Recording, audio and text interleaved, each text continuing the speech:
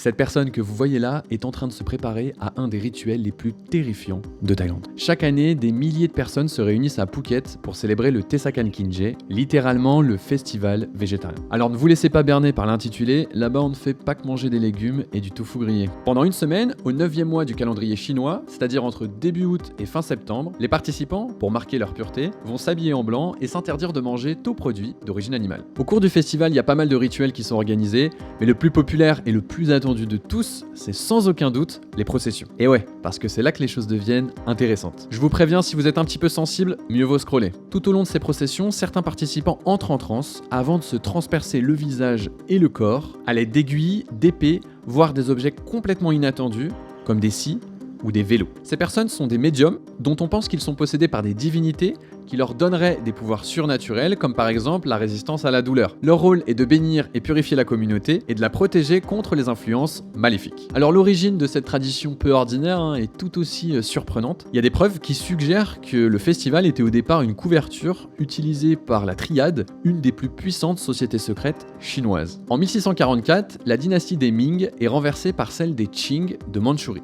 La légende raconte que le nouvel empereur, pour assurer sa sécurité, aurait fait appel aux moines de Shaolin qui auraient développé une nouvelle technique d'art martial. Mais les choses ne se passent pas comme prévu et les moines se retournent contre l'empereur qui en représailles décide de les chasser et de raser leur monastère.